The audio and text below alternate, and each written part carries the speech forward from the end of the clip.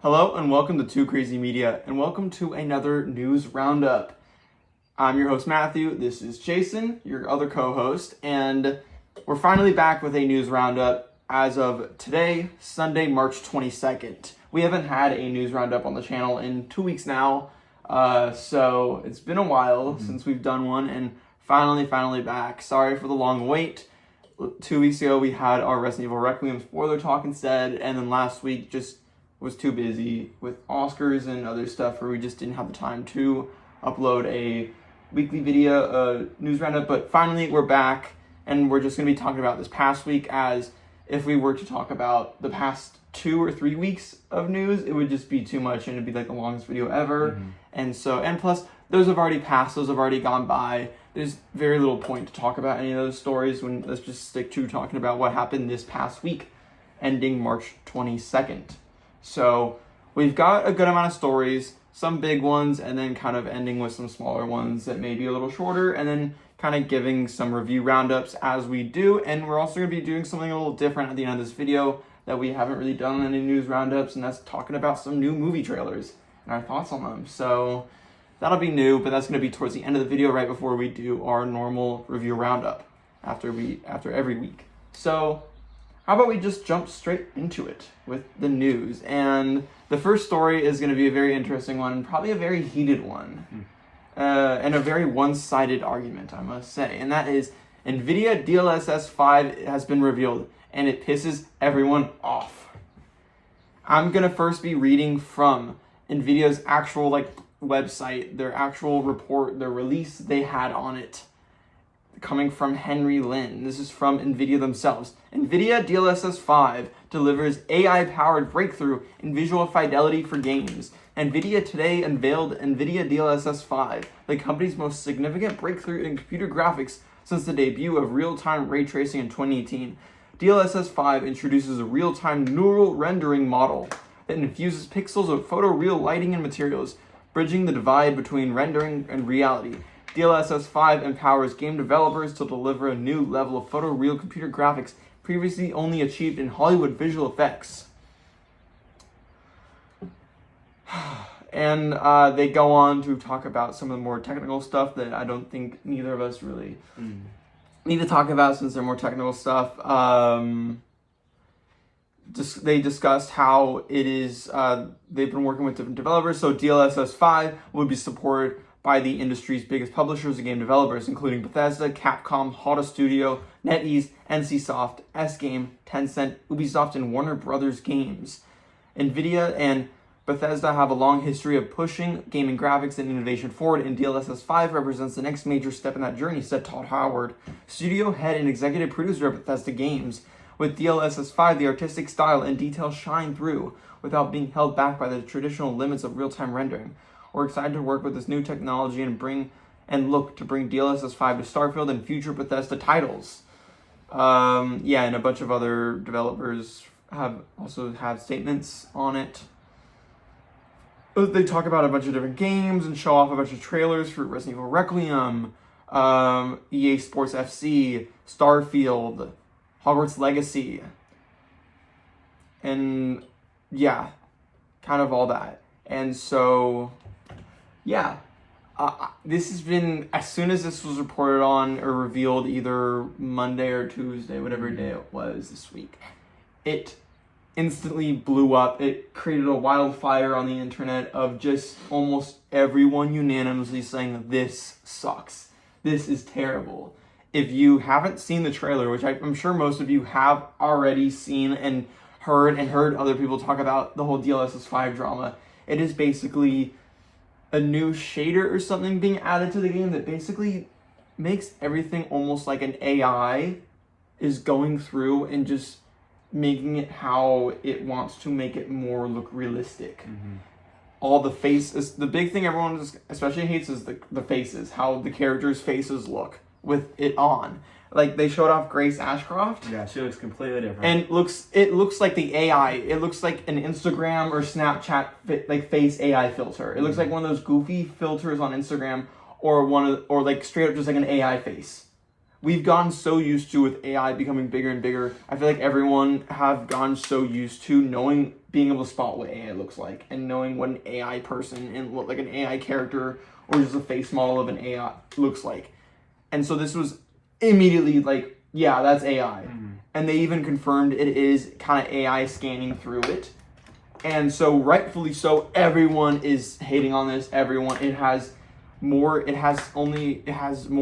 dislikes than likes. It's only got, I think, 16% of likes compared to dislikes on the YouTube video for it that they released. Digital Foundry made a whole video and they got a lot of hate, rightfully so, for it. It is not good. It is really bad. We're both in the same camp as everyone else of this is terrible. We hope this is not implemented. We hope that NVIDIA can see all this hate and all this feedback and all this backlash they've gotten from it and realize, hey, this is not the way forward. Using AI in this way and kind of AI scanning it is not the way forward with this. They came out and had a lot of developers say, when it first got announced, all these developers, like we just said, Capcom, Todd Howard at Bethesda, were all saying, yes, this is great. We can't wait to implement this. But a report just came out a few days ago that I'm reading from Polygon, this article written by Jen Glennon, titled Resident Evil Developers Were Reportedly in the Dark About DLSS 5 Reveal. NVIDIA's DLSS 5 controversy continues to simmer after the chipmaker showed off examples of the AI-powered technology on Monday. While NVIDIA reps claim that DLSS 5 represents the most significant breakthrough in computer graphics since the debut of real-time ray tracing in 2018, observers were quick to point out the technology was significantly altering the artistic intent of developers and not for the better, as evidenced by the bizarrely yassified face of Resident Evil Requiem's Grace Ashcroft that has been making the rounds on social media. According to Insider Gaming, the developers at Capcom were largely unaware the studio had entered into this partnership with NVIDIA. NVIDIA plans to launch DLSS 5 this fall, and the tech will support games from developers like Bethesda, Capcom, NetEase, Tencent, Warner Bros., and Ubisoft. Anonymous sources at Capcom told Insider Gaming the announcement was especially shocking, given that the company has been very anti-AI when it comes to Resident Evil Requiem and other unannounced titles. Staff at Ubisoft were equally taken aback, with one saying, "We found out at the same time as the public." So, pretty insane, pretty gross stuff. What are your thoughts on this one? I mean, I feel like it's kind of obvious. Like, it's bad. Yeah. Nobody wants AI in their video games. No, not at all. I don't understand why they think that people would just be on board with this. Like, they actually thought that they would announce this. People would be like, oh my god, it's so cool. It's like, no. And they're shocked that people are not liking this. And it's like, obviously they're not going to like this. It just takes any identity away from any game that has it. Yep. And just destroys it. And I don't like it. Every single picture that they've shown of it looks drastically worse than before it was turned on. Yeah. And it's like, oh my god, why would anybody even use this? I don't think anyone wants AI slop in their games. It's straight up just AI slop.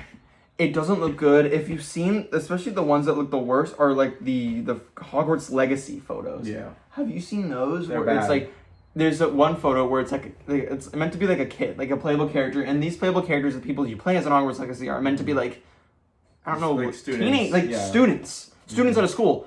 And it looks normal. And then when they put the AI DLSS 5 on it, it looks like a 30-year-old man. Yeah. It looks terrible. It does not look good. None of it looks good. I'm sorry, but I'd rather have a good-looking game made by the developers themselves, fully handcrafted by them, instead of an AI deciding what should look better in a game. It looks so bad. And then the CEO and head of NVIDIA, Jensen Huang, came out with a public statement and said that gamers are completely wrong. He actually said that. I don't. You might be right. I don't think I've ever heard anything more tone deaf than that. This is the most tone deaf thing ever, of them coming out and revealing this and thinking that people would like it, and then everyone just hating on it, and then him having to kind of go on defense. And instead of saying, hey, we've taken the feedback, we've taken the backlash, we thought people would like this, but we've realized that this was a bad decision, a bad play. We're gonna not go through with this, and we're gonna redevelop DLSS 5 into something different that isn't using AI, AI-powered technology and all that stuff. But instead, he just says that gamers are completely wrong and doubles down on it. This is not the first time that this guy has doubled down on AI and saying that people are wrong about AI, so this is not shocking. I think it's also shocking that Todd Howard came out for it. Yeah, but it depends on if he knew it was AI. Exactly, because he made the statement and he posted that video and gave the quote, but then again, so did someone at Capcom, Jun Takeuchi, the literal head of Resident Evil, gave a quote for it. But then also people at Capcom are saying that they didn't know what this was. My guess is, and I'm not saying this is true or not, this is just my personal guess, is that what happened is DLSS comes to all these studios, says, hey, we've worked with you guys all in the past with other DLSS stuff. We've just got a new DLSS update, a big one, and they kind of gave them some details without actually saying AI powered this and that. Didn't show them actual photos of it. And just said, hey, can we get a statement from you guys saying that you like this? Didn't actually show them what it was, which is why people at Ubisoft, people at Capcom, and I'm sure people at every studio that they've talked to have said, yeah, this is not good. We didn't know what this truly was. I'm not saying, yeah, like you said, Todd Howard maybe was never shown footage of what it truly was and didn't know until after, because his statement and video came out as soon as the video came out. So it wasn't like a thing that was coming out after already backlash had begun. Mm-hmm. Who knows, but we could hope that it doesn't come out in the fall and that they delay it and they really do change DLSS 5 into, because this is just straight up just taking away developers' work. This is recreating the game, basically. This is rechanging the looks. Grace Ashcroft looks nothing like she did. It looks bad. I would hope that it does not implement it and more develop, because we've seen a lot of developers starting to speak out against it and not like it, and we hope that more do. And to the point of, you don't see any developers really working with this, and you see developers saying, hey, we're not gonna, if you're gonna try to put DLSS 5 into the games, we're not gonna work with you anymore, and all that. And you would hope that's the outcome of this. And there's already developers saying that, so you hope that grows more. Mm-hmm. Yeah, any final thoughts on this? It's a stupid story. Let's hope it doesn't release in this state, but even if it does, I don't think anyone's gonna use it. No. So, yeah. I think you're going to have a very small few people that are going to say, hey, this is cool, and not care. And I guess they're going to use it, but I think for the most part, most audiences are going to say no. And this is going to go the wayside and not going to work out for NVIDIA like they would want it to work out. Mm-hmm.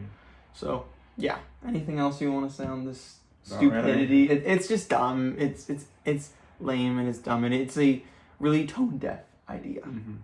It is very tone deaf. But it's not the first time we've seen tone deaf decisions from the CEOs and people in higher positions. Alrighty. On to the next story. And these next two stories are sort of connected to each other. And that is, they're all about Crimson Desert. So let's start with the first news story. And that is, let's talk about some Crimson Desert sale numbers. Yeah. The game just came out this past Thursday. And like I said on my video on Thursday talking about the Oscars, I am playing the game. I've been playing it since Thursday night. Playing every single night for the past few days since then. I am not ready to give my thoughts on it just yet. I want to play it a little bit more and all that. And plus, I don't do reviews on Sundays. This is a news video. My review, I want to give a full review, like a full separate video exclusively for a Crimson Desert review. And on that will probably be one day this week. I want to be able to make sure to play enough to really feel like I can give a full review on it and really talk about it. It is a big, massive game. Obviously, as most people know, this game is humongous. So I want to be able to give myself enough time to play it and not just a few nights to get my review. So look for a review on the channel, my own review this week. Probably later this week, so I won't be giving my personal thoughts on the game in this video, but I have been playing it, and Crimson Desert just released. It's been getting a lot of buzz, very mixed reviews, a lot of people loving it, a lot of people not liking it at all. Very mixed, but yeah. Alrighty, so this is coming from Wesley Yenpool over at IGN. Crimson Desert Devs says it will work to make improvements quickly as sales hit 2 million in just a day. Crimson Desert has hit 2 million copies sold just a day after launch, although it has suffered a mixed response from critics and players. Perla Business hotly anticipated open world game launched across PC, PlayStation 5, and Xbox Series X and S yesterday, March 19th, and today, the Korean company announced that 2 million copies had been sold worldwide. In its announcement, Prolibis says it was aware of feedback from players and would work to make improvements quickly. We are incredibly humbled to share that Crimson Desert has sold through 2 million copies worldwide, reads Prolibis' statement. Thank you so much to our fans, community, and everyone who has joined us in Pywell. We will listen closely to the wide range of feedback shared by the community and work to make improvements quickly, doing our utmost to make the journey ahead even more enjoyable for our players. As IGN has reported, Crimson Desert launched big on Steam with nearly 250,000 concurrent players, but it currently has a mixed user review rating. Much of the criticism from players revolves around the controls, which some have called clunky and unnecessarily complicated. There are some performance complaints too. For example, PS5 owners have come together to work out the cause of blurry visuals, an issue that's also on the PC version. Alrighty. You haven't... This is more on you since you have played the game. Yeah, but since you have not played the game, but I know you've watched me play it, you've watched me play it. I even let you get on the sticks and play a little bit of it. Yeah. And we've all seen videos. I guess, what are your thoughts on the sales? Let's just, because there's a lot, so let's start with sales numbers. I mean, good for them. I'm glad that that people are enjoying the game. I think that's awesome. The game is successful. I'm not going to say anything about the quality because I haven't played it, but I'm glad that the game is selling a lot. 2 million is very impressive. Yeah. In just a day. That's pretty crazy. Yeah, that's awesome. That's insane. That's really just, but a lot of that is also pre-order sales. Mm-hmm. So I think the true sort of notifier of how well the game is doing is next week. Yeah. When we hear next week's sales numbers and all that, because a lot of the 2 million is just pre-orders. But I think it's still awesome. 2 million is great. Congrats to Prolibis for doing that. That's crazy for a studio that really, they had Black Desert Online, but this is their first big game. Black Desert Online is a game I had never heard of, and I don't think most people have heard of for the longest time possible. And so for this, the first big game out there with this much outreach, selling this much, is really, really, really great for them. And I'm sure could lead to a lot more from them in the future. This is definitely, as we've seen a lot of games kind of flop at release in recent days, this is a nice sort of difference from that. In terms of devs saying it will work to make improvements quickly, yeah, I hope so. Not going to say too much to spoil sort of my review coming later this week, but I'm playing on the base PS5. And so a lot of this is really true of just, yeah, they really do need to fix a lot of stuff. This game is ridden with bugs, especially on the base PS5, and a lot of issues, and I am talking game-breaking bugs that I have been encountering. I am just going to spoil one thing for the review video, and this is something that has made me very, very angry about the game and almost unplayable, and I am just very pissed about, and as many times as I try to find a workaround, it just still breaks, and that is that every single time I open up the map, it crashes. Not every time, but most times. It is very 50-50 on when I open the map, and whether it'll just, sometimes I open the map and it immediately crashes, sometimes I open the map, 5 seconds later it'll crash, sometimes it won't crash at all, and so it's always just a very hit or miss. But it makes me not want to open the map, and you kind of have to open the map to see where you're going. It's a massive map. The map they built is humongous, and so you have to kind of go on the map to see where you're going for the quest, where you have to go for some quests could be a little confusing in telling you where you have to go, and so you have to open the map. And every single time I open the map, it crashes. I think the game has crashed out after I have around 10 hours of the game played now. It's crashed about 15 times already for me. The first day it crashed maybe twice, and then this past day or two, the more I've been trying to play it, it just keeps crashing on me constantly. Like every single time I pause and open up the map. And sometimes I just pause and the map opens up on its own and it will crash. So the game is basically unplayable and I'm trying to get through it. So that is a very, very, very big issue. And that is just one of the many issues. Personally, that's the biggest issue I've encountered. But yes, it doesn't look like this article said. It's very blurry on the base PS5. It does not look good on performance mode. I am not playing on performance mode. It just looks bad. It looks very blurry. It looks gross and yucky and just not a fun experience. So I have to be playing on quality mode, 30 FPS, or balance mode on 40 FPS. And because of that, the combat doesn't feel as good because it's not as responsive as if you're playing on 60 FPS and all that. So it's like these trade-offs, and it's like I wish I weren't having those trade-offs. So the one good positive part about this is that the developers have already been putting out a lot of bug fixes and changes and stuff like that already just in the past few days. Like immediately they were putting out fixes, immediately they were adding, I know one of the things they did on the first day, like just an hour into the launch or something, was they added they added a new fast travel point to the main town you start in, which was, I heard from people who played the game early, very much needed because the map is just too big, and it's just annoying to have to travel without a fast travel point. So they've been adding fast travel points around the map now to help with that. They've been making one of the complaints that I've heard from a lot of people is that bosses are just sometimes way too unfair and way too difficult to the point of it's just unbalanced. So they've been adding more balances to a lot of boss fights. So hopefully they continue to do more bug fixes in the future. Hopefully they can fix the issue with crashing on PS5 whenever you open the map. I really hope so, because I would love to be able to enjoy this game more instead of just being pissed every 10 minutes it crashes. And so, yeah, hopefully they can fix it soon. Any thoughts on that? I know you haven't played the game, so you haven't. But I had you play for a little. I let you play for like maybe 20 minutes to kind of just roam around the map and stuff, and it crashed on you as well. Yeah. So, any thoughts on that? Yeah, I will say from the short time I played, the controls definitely were a bit wonky. Yeah, that's another issue that I'm not going to get into here. That I will get into on the review later this week. But yeah, they also said they're going to fix the controls. Or not fix the controls, but let you kind of make your own keybinds and stuff on console, on controller, which, gosh, I hope so. That's all I'll say for now. Though the controls do kind of remind me of like Red Dead Redemption, so it's not like I'm used to it personally, and not the worst thing in the world for me.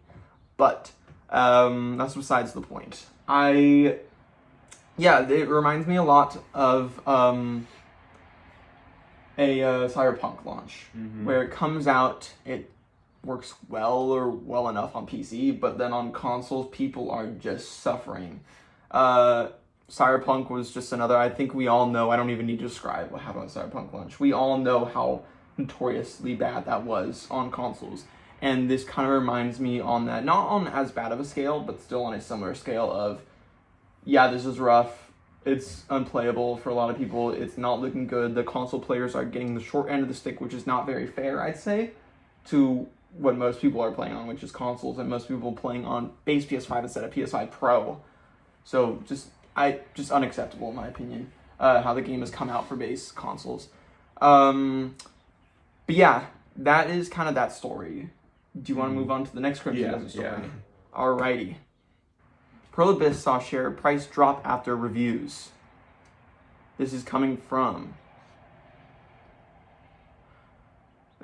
Chris Scullion over at VGC. Crimson Desert studio Pearl Abyss sees share price plummet by nearly 30% after first reviews arrive. The South Korean company behind Crimson Desert has seen a large drop in its share price following the first reviews of the game. Pearl Abyss, which both publishes and develops Crimson Desert, was sitting on a share price of 65,000 yen, I believe, or $43.79 when the market closed on Wednesday. The review embargo for the game lifted on Wednesday night, and the initial critical reception has been moderately positive, but not overwhelmingly so. As a result, as reported by Seoul Economic Daily, when the stock market opened again today, the share price for Pearl Abyss immediately dropped to $31.90, a drop of around 27%. Alrighty. Yeah, so, that's pretty interesting. I think it's sort of a weird story of kind of what we kind of discussed on the whole Crimson Desert performance issues and some of just reviews, and also them coming out and saying, hey, we're going to fix all that stuff. I don't really think it has to do with that. I think it's more so of just the anticipation was so high for this game.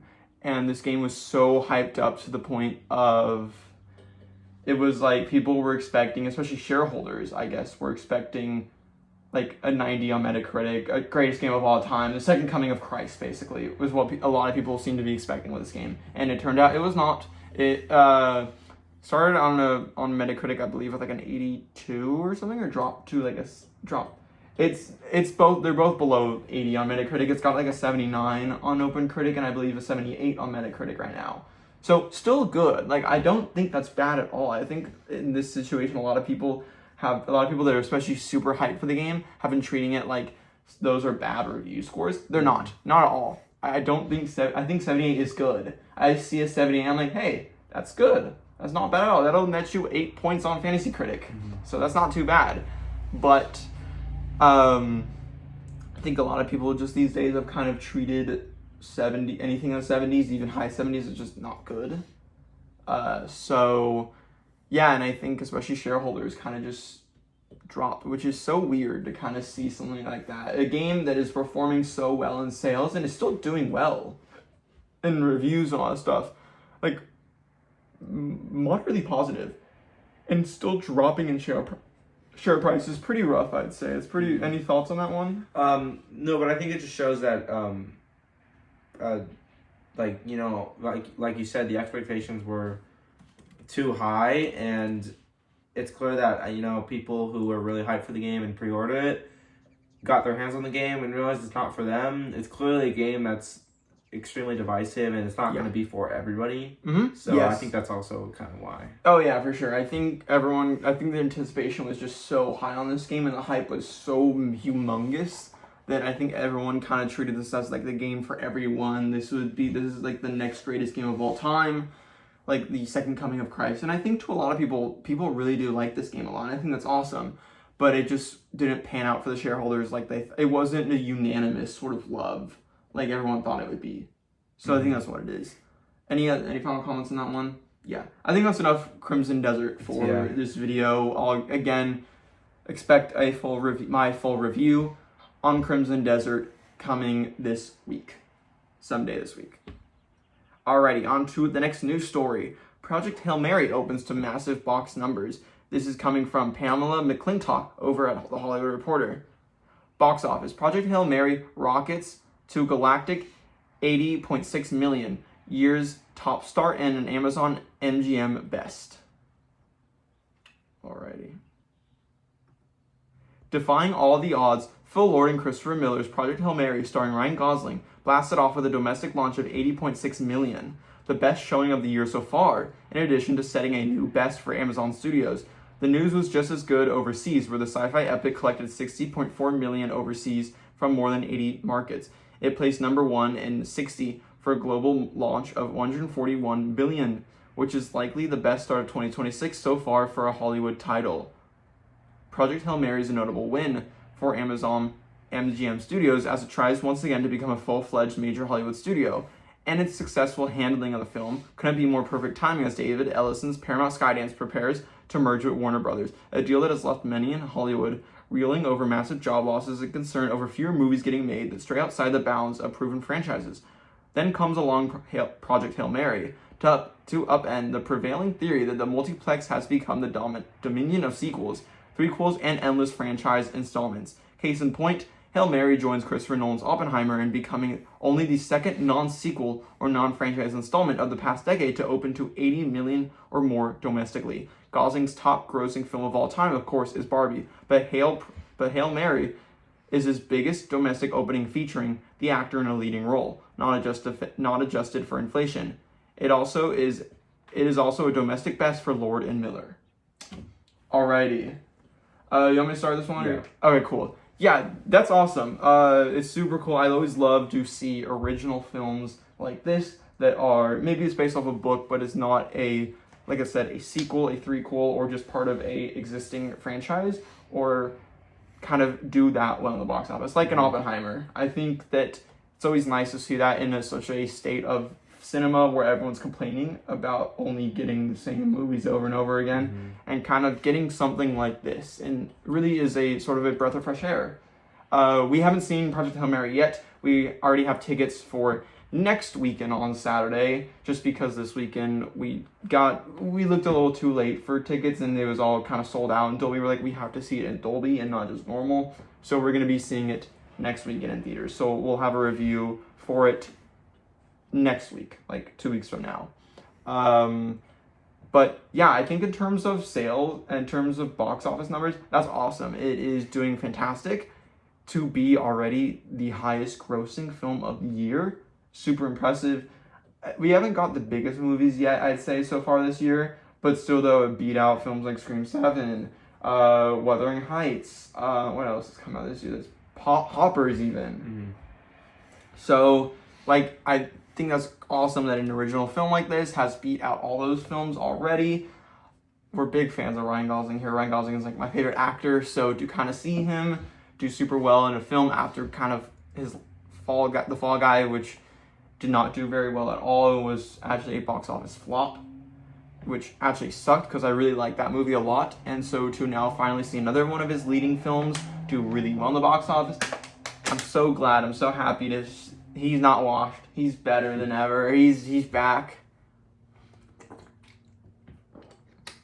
So yeah, I think this is awesome. Any thoughts on Project Hail Mary? No, I'm just really excited to see it because it's clear that people really love it. So yeah.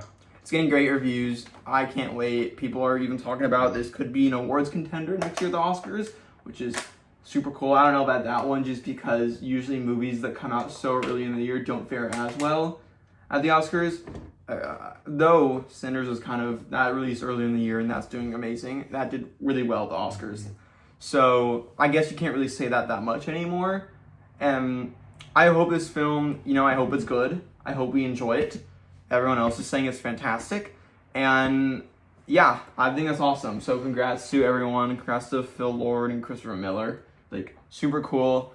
And honestly, not a shock. As soon as they released a trailer for this movie a whole year before it came out, I knew, if they're that confident to release a trailer a full year before the movie releases, they've got to know they've got something good on their hands, and indeed they did. So, yeah, that's awesome. Can't wait to see it. Alrighty, on to the next news story. That is, Starfield is coming to PS5. I'm going to be reading straight from Bethesda's own website and their own post about this one. Starfield launches on PlayStation 5 on April 7th. Starfield launches on PlayStation 5 on April 7th, welcoming a new generation of explorers into Bethesda Game Studios' most ambitious universe. This launch invites a whole new community of explorers to step into Bethesda Game Studios' newest universe and chart a course through the stars. If you've long dreamed of captaining your own starship, Starfield's launch on PlayStation 5 is your chance to discover the settled systems for yourself. Some kind of trying to find some more paragraphs more so on the PlayStation. When Starfield lands on PlayStation 5, it will bring with it the evolution of the experience since launch. The PlayStation 5 version includes every major update released to date. New explorers will benefit from meaningful quality of life improvements like clearer, more functional surface maps and the REV-8 land vehicle that makes planetary exploration smoother, as well as substantial feature additions introduced through free updates like creations. Starfield takes advantage of the DualSense controller with adaptive triggers that are unique to different types of weapons, including your starship weapons, light bar indications of your health and your ship's health, touchpad shortcuts for switching POVs, and pulling up your map and hand scanner, and more. The PlayStation 5 version will also launch with everything packed into the Free Lanes update, which will be available on the same day. Together, these additions ensure that PlayStation 5 players will experience the best version of Starfield yet. Alrighty, this is pretty cool. Starfield is a game that both of us have played on Xbox when it came out a few years ago. We never truly talked about our own thoughts on Starfield. I liked it, but I didn't love it, and I think you were the same way. I think you played even more than I did. Yeah, I did not like it, though. Okay. And it's been like a year, so I barely remember. I think if you went back to it now, you might even like it more. They've had a lot of fixes and a lot of stuff. I know with the Free Lanes update that they talked about, you can just fly anywhere with your ship. That's and cool. Like fly to planets now, which I think is very, very cool. I think those are stuff people have been asking for since launch, and so to finally have it is nice. It's also coming with a new DLC story, which is Terran Armada, and just new guns, new gun customization, new vehicle, new just new quality of life and features. And it really does feel like this is sort of the definitive edition In terms of it coming to PlayStation, not a shock at all. We see every Xbox game come to PlayStation now, and this is just the next one. We've been hearing rumors about Starfield coming to PlayStation forever now, so finally it's here. I probably won't be checking it out on PlayStation just because I already played the game. I know what it is, but for those who are excited for it, pretty cool. Any final thoughts on this one? I mean, I don't have a PlayStation, so I feel like I can't really say anything about this. But still, I think it's pretty cool. But how about we move on to the next news story? Actually, just real quick before we go on to the next news story, one final thing I wanted to talk about on Starfield that I found was really cool and interesting is that this comes from a article from Tyler Fisher over at comicbook.com. Xbox game now the number one pre-ordered PS5 game on the PlayStation Store. So the number one pre-ordered PS5 game on the PlayStation Store right now is not a Sony game, but an Xbox game, or more specifically, a Bethesda game, which Xbox owns. In the process, this Xbox game has leapfrogged the likes of Lego Batman Legacy of the Dark Knight, 007 First Light, Pragmata, and Sony's on Saros. That said, it is worth considering that some games have multiple editions, which can create some inaccuracies in the ranking, but even so, the demand for the Xbox game in question on PS5 is undeniable. So yeah, I just thought that was pretty cool, something I just wanted to highlight and talk about how I think it's awesome that Starfield is coming to PS5 and for people like that, which is a game that we may not have loved as much as others, but I still did enjoy my time with it. I just realized it is not my kind of game and neither is it yours. We kind of both realized. And so, but to see the amount of pre-orders has gotten, just the amount of hype that people have for it is awesome. I think that's great. So yeah, super excited to see how it does and what people think about it on PlayStation. I just want to highlight that. I thought it was pretty cool. Alrighty, on to now the next story, and this is a little bit of a fun one I just wanted to add, and that is Charlie Cox says he will be starring in more video games. This is coming from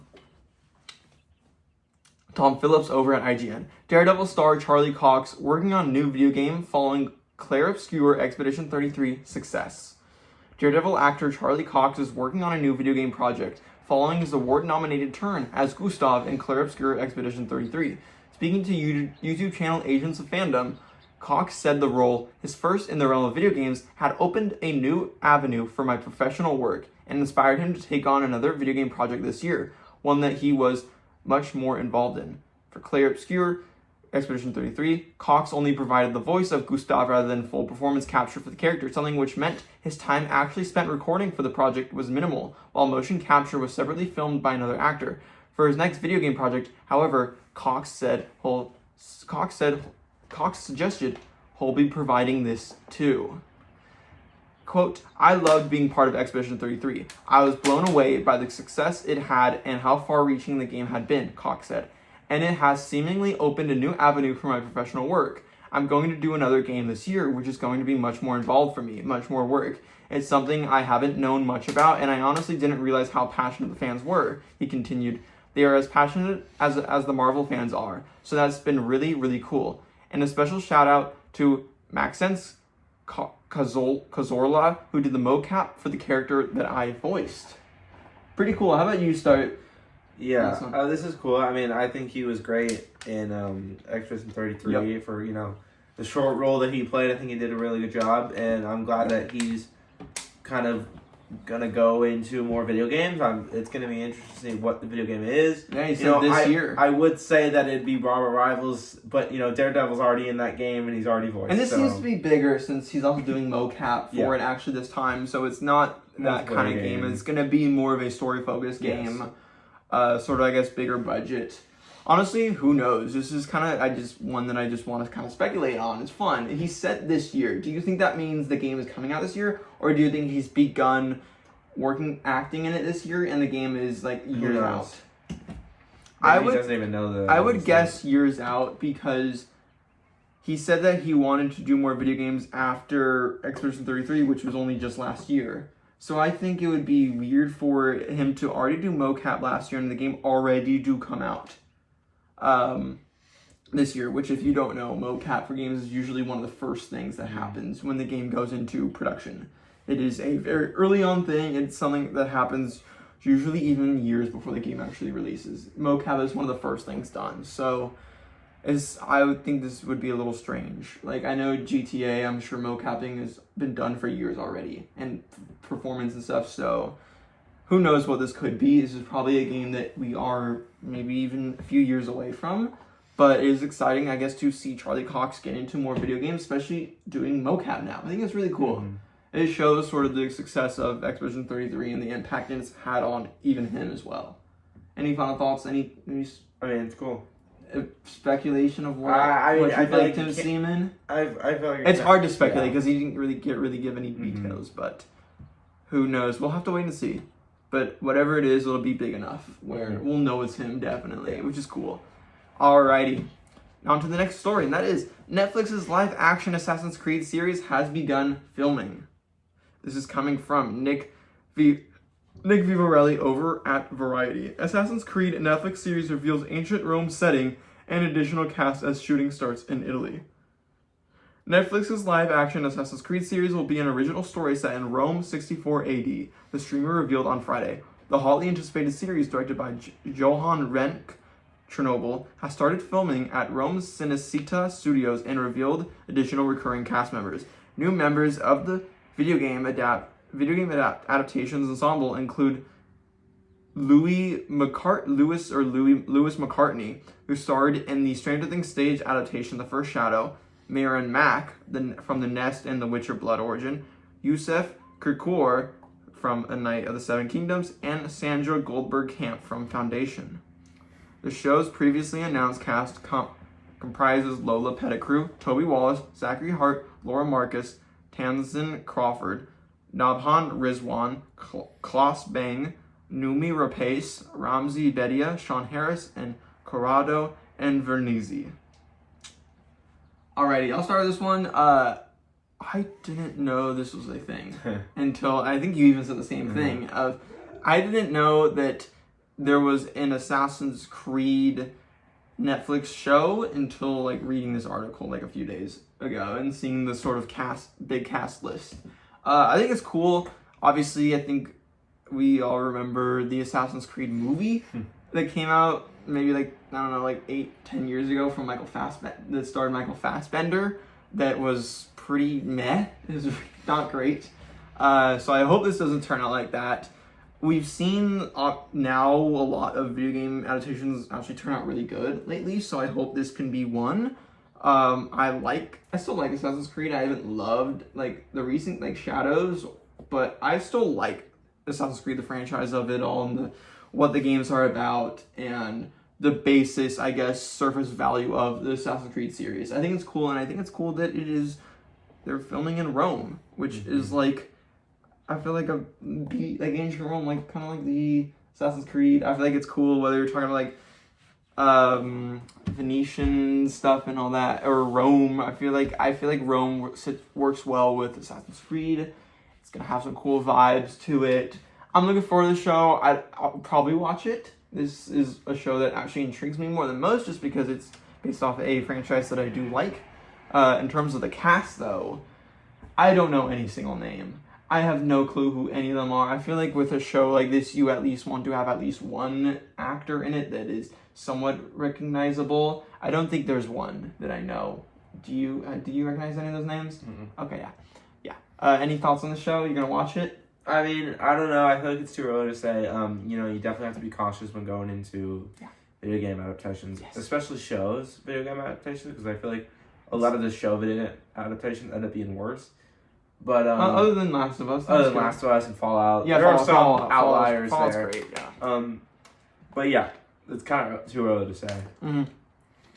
Hopefully, it's good. It's Netflix, so who knows? But I hope it's good. I want it to be good. I want to enjoy it, and hopefully, it's a lot of fun. And probably next year, I would think it would come out. They're filming this year. That probably means next year. So probably be one of the bigger shows Netflix really hammers home in terms of marketing next year, which will be cool. Alrighty. Will that be a show you'll watch? Maybe. Okay. Depends on the reviews, I'm guessing? Yeah. Yeah, okay. Definitely so. Alrighty. On to our second to last news story, and that is Kirsten Dunst joins cast of Minecraft movie sequel. This is coming from Matt Grobar over at Deadline. Kirsten Dunst joins a Minecraft movie sequel from Warner Brothers and Legendary as Alex. Kirsten Dunst has joined the cast of the entitled Minecraft movie sequel from Warner Brothers Pictures and Legendary. Dunst will play Alex, one of the primary avatars available to players of the Minecraft video games from Mojang Studios, on which the films are based. She joins the cast that includes the returning Jason Momoa, Jack Black, Danielle Brooks, Matt Berry, and Jennifer Coolidge. While the sequel's plot is being kept deep in the mine, the first film introduced viewers to four misfits: Garrett the Garbage Man Garrison, played by Momoa, Henry, Sebastian Hansen, Natalie, played by Emma Myers, and Dawn, played by Brooks, who find themselves struggling with ordinary problems when they are suddenly pulled through a mysterious portal into the overworld, a bizarre cubic wonderland that thrives on imagination. Alrighty. I think that is pretty cool. Do you know the story more than I do? The quote she gave like a year ago? I mean, I feel like we both know like about the same. Yeah, but I'm starting to like blank out, so... I like, don't like quote me on this, yeah, but yeah. I think that she said something around like she would like to do a movie where she could just get like a big paycheck for and not risk the movie not doing well in box office. And Yeah, you know, good for her. Honestly, so fair. And sort of the world the movie industry is in right now, and the rough space where you never know whether a movie is going to do good or not unless it is like a solidified IP or something like this, or like a sequel of a movie that did really well, like a Minecraft movie which did amazing in the box office. Then it's kind of, you don't know whether it's going to do good or not, or it could flop, and it's kind of just been a rough place right now. And so that kind of quote she gave of saying that she wants to just do a movie where she can get a good paycheck and make a lot of money and not have to worry about it flopping. And then a year later, she gets casted in the movie that is exactly that, a Minecraft movie, which is very much that. This movie, when it comes out, who knows when, is going to do very, very... Oh, July 23rd, 2027, so next year. It is going to do very well. It's probably going to make a lot of money. I can't wait for it. I am in the camp of I somewhat enjoyed, actually. Oh, I hated the first one. Here we go. I thought it was a great movie for kids. I think that it was fun. I think that all the chicken jockey jokes, while a little obnoxious, were pretty funny. But as a movie, I thought it was abysmal. Oh, terrible as a movie. It was miserable. Oh. Having to sit through. But I understand that. Yes, a lot of people like it. I mean, it's Minecraft. It's one of like the most iconic games ever made. So, but you know, I had a fun time with it. Yeah, I was in a theater where the whole theater was freaking out and screaming. And I wasn't, cheering. so maybe that. Yeah, I think that really helped, like, substantially to my viewing experience. Yes, the movie is terrible. It's a terrible, horrible film. It is a really bad movie, but as a Minecraft movie, it is a lot of fun. And so that's kind of why I liked it. I'm excited for it. I'm looking forward to a sequel. I want Hugh O'Brien to show up. I think that's what they're teasing. I think Matt Berry is going to play Hugh O'Brien just because he looks like an evil version. Someone even said online that he just looks like an evil version of Jack Black, and everyone's like, okay, yeah, perfect. So, Alex, that's a fun little cast. And Kirsten Dunst, I love Kirsten Dunst. How could you not love Kirsten Dunst? So, I think it's cool casting. I'm excited to see her in this. Will you be seeing... I know you hate the first one. Will you be seeing a Minecraft movie sequel in theaters? Probably. I'm not excited, but probably.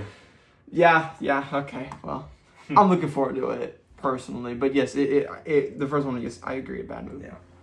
Alrighty. On to sort of something new. And that is, let's talk about, there were two big movie trailers that came out this week, and I kind of want to just talk about them, give our thoughts. And that is, the first trailer, would you rather start with Dune or Spider-Man? Any. Let's start with Spider-Man, because I want to talk more about Dune. Alright, Spider-Man Brand New Day. First trailer came out Wednesday. They did some weird marketing thing for it. Oh, I thought the marketing was terrible. Actually terrible. Terrible. The worst marketing I think I've ever seen. They were releasing clips from the trailer like every few hours. Not good. It was the worst marketing I think I've ever seen for a trailer. I was just like, I'll wait an extra day and just give you the full trailer. I don't need this. It's like, why not just release the trailer now if you're going to release a bunch of screenshots? Well, I don't think they want to release on the same day as Dune. I guess. But it was just weird. I thought it was weird. A weird strategy. Yeah, no, so... Yeah, what are your thoughts on this trailer? I thought it was good. I've been excited for this movie. Not like overly excited, but I've been anticipating it. I think it looks pretty good. I'm a Spider-Man fan. I wouldn't say I'm like the biggest Spider-Man fan in the world, but I do like Spider-Man. I think the movie looks good. I think it's gonna be really good. I thought the last Spider-Man movie, No Way Home, was great. Oh yeah, so good. And I think this one will be probably the same, if not better. So, yeah, I'm super excited. I think the trailer looks great, and yeah. What do you think? I'll be honest, the trailer didn't really get me as much as I wanted it to. I think that might be, though, because I came off of the trailer that came the day before yesterday we'll talk about. But, yeah, this trailer didn't grab me like I wanted to. It didn't get me super hyped like I wanted to get super hyped for Spider-Man, because I do like Spider-Man. He's a cool superhero, and I really enjoy the Tom Holland Spider-Man movies especially. So I'm, like, really looking forward to a sequel for this. But, yeah, no, the trailer didn't hit me as much as I wanted it to. I think some of the ideas they're doing are very cool, kind of continuing off of No Way Home, where he is kind of by himself now. He is living sort of a lonely life, just dealing with being Spider-Man, and that's it. We see Bruce Banner, which is cool. We see Punisher, which very cool to see Punisher finally in one of these movies. We see some mystery characters, some cool villains from the comics. We see Scorpion. Michael Mando is back as Scorpion with the full Scorpion outfit, which I think might have been my favorite part of the trailer, finally getting to see Scorpion. Yeah, but I just think it's really funny. They set that post-credit scene up 10 years ago. Oh, yes. It's like, really? Yeah. Like, 10 years ago we're paying... I'm not hyped anymore because it's like, you had 10 years to do this and now you're finally doing it. But I like Michael Mando, and I like... No, I do. I've always liked Scorpion as a Spider-Man villain, and I think Scorpion weirdly has been one of my favorite Spider-Man villains. Yeah, he's so unique. I'm definitely excited to see him live action, finally, with his powers and all that stuff.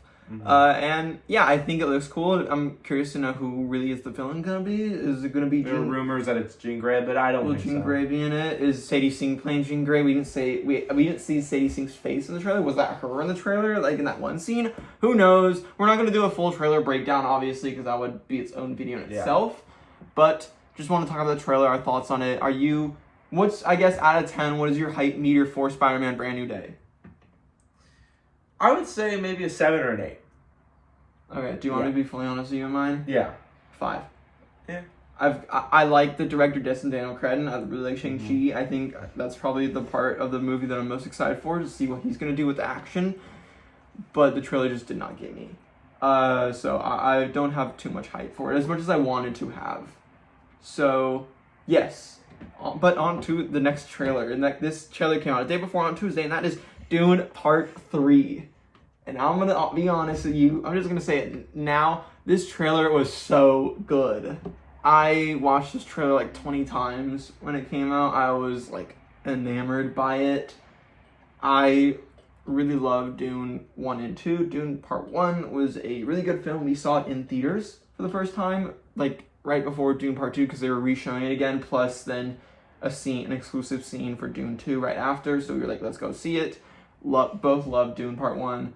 And Dune Part 2, like, I remember that movie came out, and I immediately added that movie coming out of theaters, like, immediately added it to my Letterboxd top 4. I was that in love with Dune Part 2. Obviously, like, a week later, took it off. But still, though, I still think that movie is fantastic. And so I've just been super hyped. It's one of my most anticipated movies is Dune Part 3 this year. I love the Dune movies, so I can't wait to see the finale in this trailer with Robert Pattinson, who I love, with seeing Timothée Chalamet, who now is a buzz cut. Anya Taylor-Joy is a big part in it now. It just looks awesome. I can't wait. The action, Denis Villeneuve described it as a thriller this time, where the second film was like a war film, and this movie is almost like an action thriller with more action than any other of the movies. So I can't wait. I think it's going to be awesome. What are your thoughts on it? I think the trailer looked great. I mean, I'm not surprised because, obviously, doing movies. Yeah. But, yeah, I think it's great. I love 1 and 2. I think the third one has potential to be the best one. Yes, I hope so. It's sad that this is the end of the franchise, but, It's not going to be the end, no. I mean, it's the end of Denis and Timothy doing these and stuff. But I wouldn't be shocked if once Denis moves on to James Bond after this, I think WB, they're not going to lose. This is a cash cow for them. They're not going to want to just get rid of that. They're going to be making more Dune movies. Yeah, I'm sure they will. But in terms of Part 3, I think that it looks really good. I'm excited. The trailer was great, and definitely very hyped for this movie. Yeah, no, I can't wait. Out of 10, what's your hype level for this? Probably like a 9. I'm a 10. I know this is like the latest movie of the year. This is December. So we've got a long way to go before this movie comes out. Same date as Avengers Doomsday, which we could have a whole another conversation. Which I think is very interesting, and we'll see how that goes. Dune stole all the IMAX screens from Doomsday. So, but Marvel, they seem to be pretty adamant on we're not changing dates, because Dune, they're definitely not changing dates because they have the IMAX. But it's like people are asking, is Avengers going to change dates? I think they should. I think it's gonna. I think yes, Doomsday will make more money in the box office than Dune, even without IMAX. It's gonna make more money for sure than Dune, but it's not gonna make as much money as it would have if it didn't come out the same weekend as Dune. I think with something like Barbie and Barbenheimer, those were two very different movies, two different audiences. So that's why they both did well. They're both able to thrive off each other. These two have the same audiences. Kind of, yeah. These are these very similar audiences. They're going to cannibalize each other. Yeah. People are going to choose, a lot of people are going to choose, because movie tickets are expensive. Some people are going to be choosing, do I see Dune or do I see Avengers this weekend?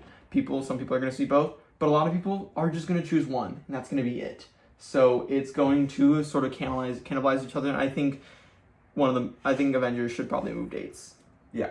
Especially if they want to make as much money as they want to. But I do think Avengers will end up being the more successful. Oh, for 100%. Because it's Avengers. Yeah, well, no question doubting it, but no question about that. But it will not make nearly as much money as it could have if it was not coming out the same weekend as Dune.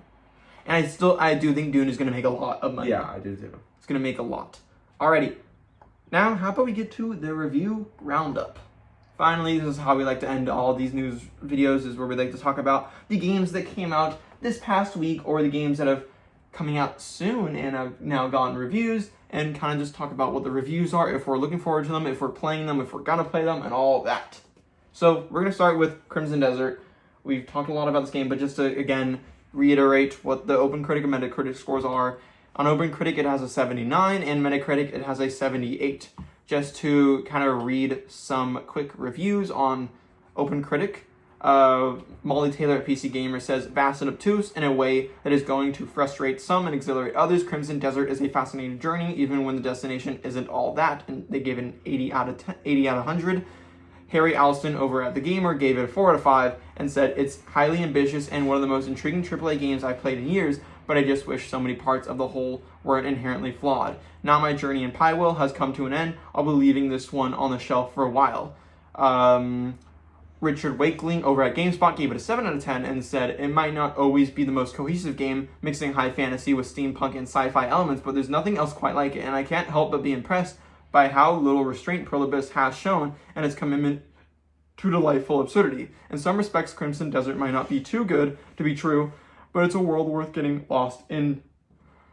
And then finally, Kristen Bognar over at DualShockers gave it a 9.5 out of 10 and said, it's simply one of the biggest games I've ever played, with an astonishing amount of high quality content, an absurd amount of complex puzzles, and a world so gigantic that I still haven't come close to seeing everything after 100 hours of playtime. While the story isn't the best and some bosses seem downright unfair, those flaws do little to diminish Crimson Desert, an absolute marvel and one of the best open world games on the market. So yeah, very, very mixed between people who are saying it's good but it's got issues, and then people saying it's got issues but it's like amazing already. And I'm not going to give any more thoughts on it. You'll have to wait for my review later this week, but pretty cool. I know IGN just finalized their review today. I know for the longest time they had a review in progress, and they said if I were to give it a score right now, which I'm not, I would give it a 6. And now they finally gave a final score, and they gave it a 6 out of 10. I saw like Paul Tassi over at Forbes gave it like a 95 out of 100, so that's cool that he's enjoying it. And like Vice gave it a like 100 or like a 10 out of 10, like 100 out of 100. So pretty cool, pretty interesting. This game is very divisive. It's got to be one of the most divisive games I've seen in a long time. Yeah. So you'll have to wait and see my review, whether I loved it or didn't love it, which side of the scale I'm on later this week. But let's move on to the second game that I want to talk about for a review roundup. And this is a game that isn't actually out yet, but reviews just came out as of this morning. And that is Screamer. This is a brand new racing game coming from developers over at Milestone, which is an Italian developers. They're mostly known for making a lot of those like realistic bike racing games, but they also crossed into more of the arcade racer genre with their Hot Wheels Unleashed games, which I've played a little bit of both. They're both a lot of fun, I'd say, and good times. And so this is their newest game, a brand new arcade racer called Screamer, which is actually a sort of follow-up title from the original like 90s arcade racer Screamer. And this is like full anime. The story is all animated really beautifully in this anime art style.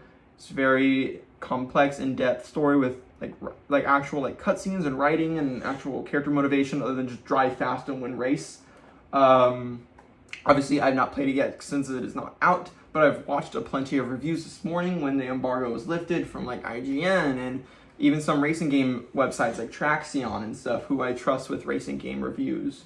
And as of right now, Sunday, March 22nd, on OpenCritic, Screamer has an 81, and on Metacritic, Screamer has a 76. So pretty mixed, I'd say, in terms. But honestly, that's really good. An 81 is fantastic. Even so is a 76, but an 81, super good. It's one of the higher review scores we've seen in a little while now.